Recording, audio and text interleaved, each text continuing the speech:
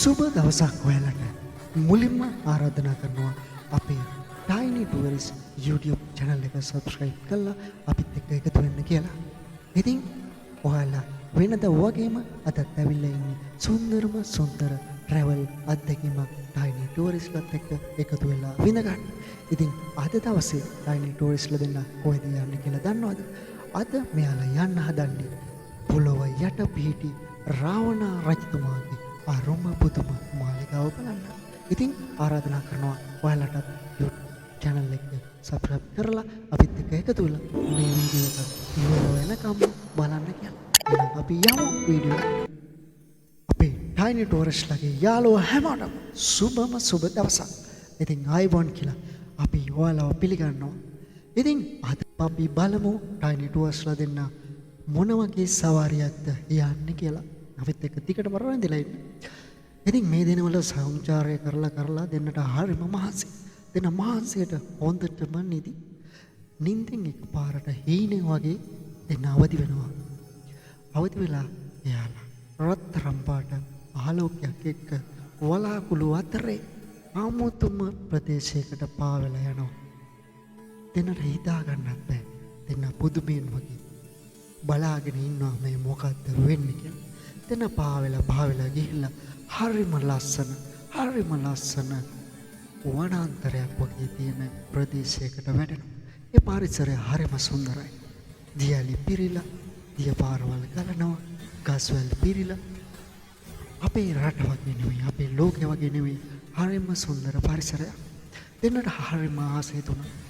එයාලා දෙන්න පුංචි දිය කඩਿੱත්තක් දිගේ ඇවිදගෙන ඉස්සරහට යනවා. ඔහොම යනකොට දෙන්නට හම්බෙනවා ලස්සන ජලාශයක්. ඒ ජලාශය ගාව පරිසරය හරිම අමුතුයි. දිය ඇල්ලක් රත්තරන් පාටට දිලිසෙමින් ගලා හැලෙනවා. දිය ඇල්ල ආසන්නේම ගල් ගුහාවක් වගේ අමුතුම දොරකුත් පිහිටලා තියෙනවා. දින සතුටින් උඩ පැන මේ සුන්දරත්වය විඳිනවා. එයාලට හරිම සතුටක් දෙනවා මේ පරිසරය දැකලා. මල් පිපිලා වතුර පිරලා මෙන්න එක පාරටම අමුතු විශාල දිය සුලියක් මේ ජලාශයේ දිය ඇල්ල ගාවින් මතුවෙනවා. Tiny Touristලා දෙන්න ළඟට ගිහින් බලනවා මේ මොකද්ද කියලා. බය හිතලා එයාලා ආපහු දුවන්න හැදුනා. එක පාරටම එයාලා දිය ඇල්ල ඇතුළට ඇදලා ගන්නවා. එයාලා දිය සුලියට ආසු වෙලා කැරකිලා රත්තරන් පාට ආලෝකයක් දිගේ පහළට ඇදිලා යනවා. එයාලට දැනෙනවා. එයාලා හරිම බය වෙනවා. එයාලට හිතා ගන්න බෑ මේ මොකක්ද මේ වෙන්නේ කියලා. එයාලා පාවෙලා ගිහිල්ලා එයාලා කලින් හිටියා වගේ තැනකට ආපහු වෙනවා. එතන ඒ වගේම ලස්සන පරිසරයක්. බලන්නකෝ ඒකත් පාවෙලා ගිහිල්ලා කලින් හිටපු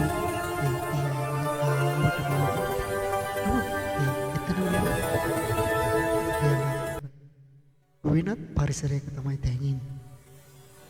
ඒක මොකක්ද කියලා එයාලා දෙන්නට අවබෝධයක් නැහැ. එතන රත්තරන් පාට දොරක් විවෘත වෙනවා.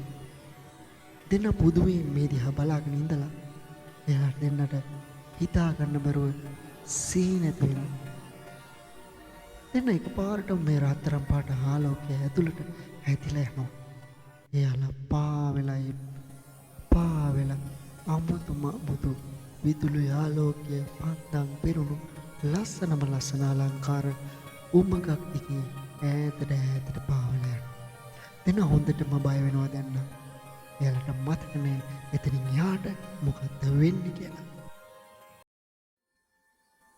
දෙන්න අවදි වෙනකොට හිටියේ ගල් ගුහාවක් වගේ ලස්සන තැනක. එතන හිටියා තාපසය. මේ තාපසයා දෙන්නට බෙහෙත් පැන් වගේක් ඉසිනවා. ඊට පස්සේ එයාලා නිින්ද ගිහින් වගේ නැවත ඇහැරෙනවා. ඇහැරුණට පස්සේ මේ තාපසයා මේ දෙන්නව එක් කරගෙන යනවා අමුතුම ලස්සන ප්‍රදේශයකට. වලාකුළු අතරින් දිලිසෙන ආලෝකය පිරුණු විශාල රාජමාලිගාවක්. මේ දෙන්නට මේ ගැන හරිම පුදුමයි. එයාලා මේ තාපසගෙන් අහනවා මේ මොකක්ද කියලා. තාපසයා කියනවා මේ තමයි මහා රාවණ රජතුමාගේ භූගත මාලිගාව කියලා. අපේ සීතා දේවිය සමග රාවණ රජුරු ජීවත් වෙන්නේ මේ මාලිගාවේ තමයි කියලා තාපසයා විස්තර කරනවා. අපේ ටයිනි ටෝරිස්ලා දෙන්නට හරිම පුදුමයි. එයාලා මේ කතාව අහලා තිබ්බත් එයාලා හිතුවේ නෑ කවදාවත් මේ අත්දැකීම එයාලට විඳින්න වෙයි කියලා. එයාලා හිමින්ට හැවිදගෙන මේ මාලිගාව ඇතුළටම යනවා. යනකොට විශාල දොර රත්තරන් පාට දොරකින් එයාලා ඇතුල් වෙනවා.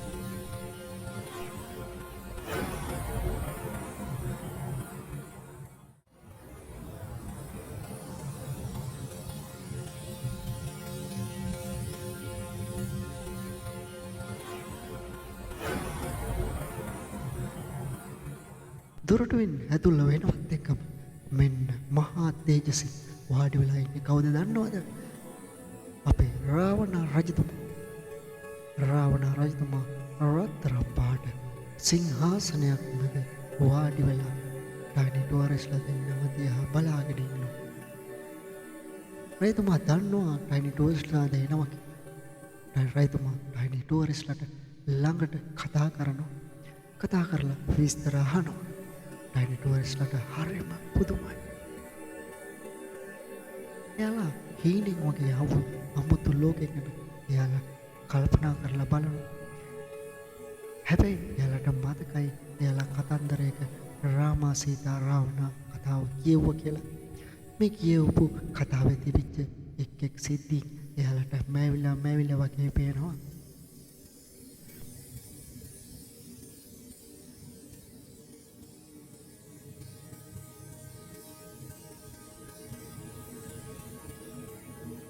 ටයිනි ටෝරිස්ලා දෙන්නට හරිම සතුටුයි.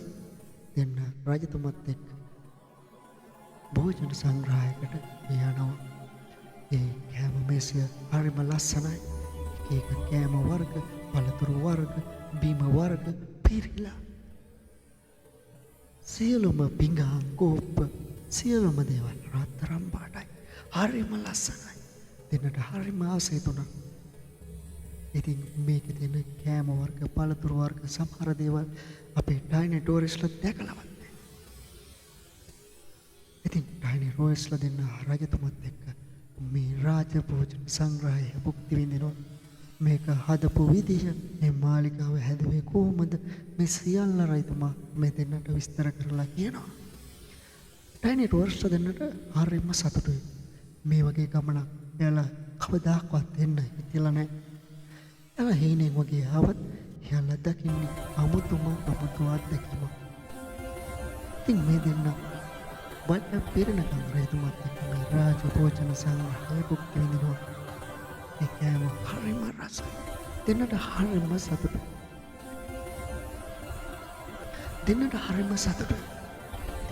දෙන්න හිතනවා මේ රාවණ රජතුමාගේ භූගත මාලිගාව පිහිටි පරිසරයේ ඇවිදලා එහි සුන්දරත්වය විඳින්න.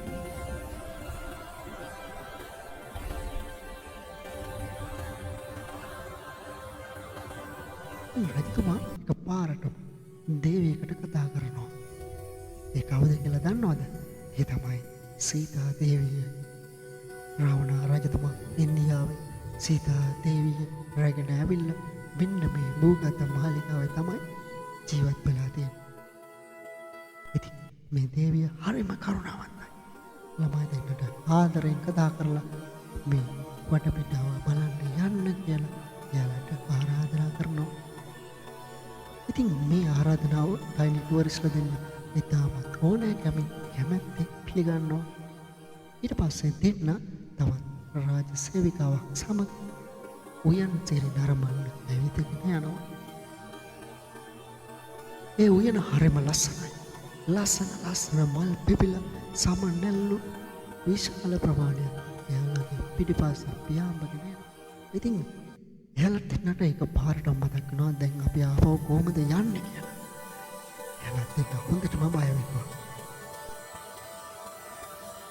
ඊට පස්සේ මේ ටයිනි ටෝරිස්ලා දෙන්න රාජකුමාරියට කියනවා අපිට ගෙදර යන්න ඕනේ. අපි කොහොමද යන්නේ?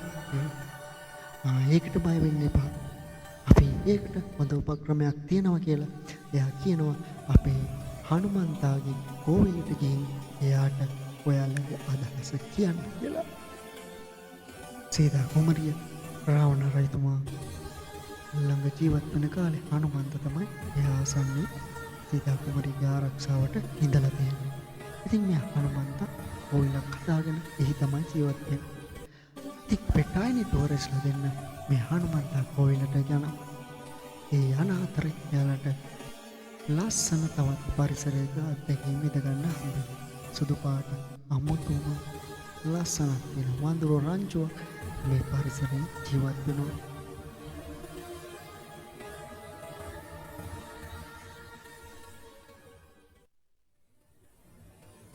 දෙන්න හෙමින්ට මේ හනුමන්තා කෝවිලට යනවා.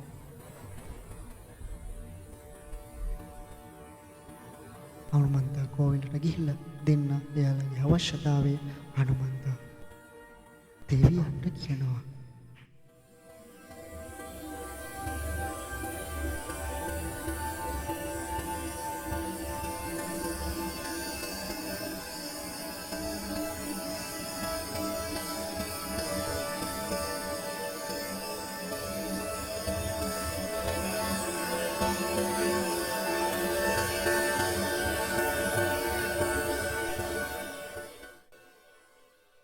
ඉතින් ඊට පස්සේ මේ හනුමන්තා දෙවියෝ ඒ දෙන්නව උස්සගෙන ආපහු එයාලගේ ලෝකයට ගෙනත් අරලන්න පොරොන්දු වෙනවා.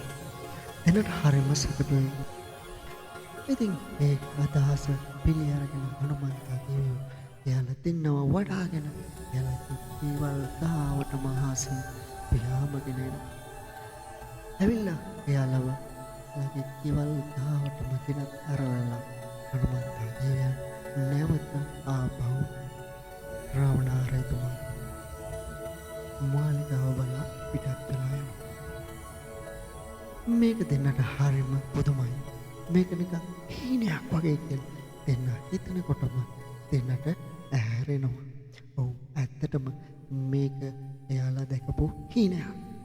එයාලා පෙර දවසක කියවපු රාමසිතා රාවණ කතාවේ එයාලගේ හිතේ තැම්පත් වෙලා තිබ්බ මතක සිතුවිලි තමයි හීනෙන් මේ දෙන්නට දකින්න ලැබුණේ. හැබැයි හීනෙන් හරි එයාලා හරිම අමුතු වින්දනයක්, හරිම අමුතු රසයක් ඒ තුලින් වින්දා. ඒක ඔයාලට අපි මේ විදිහට අරගෙන ආවා. ඉතින් අපේ channel එක subscribe කරන්න කියලා අපි නැවත වරක් ආරාධනා කරනවා. නමස්තේ.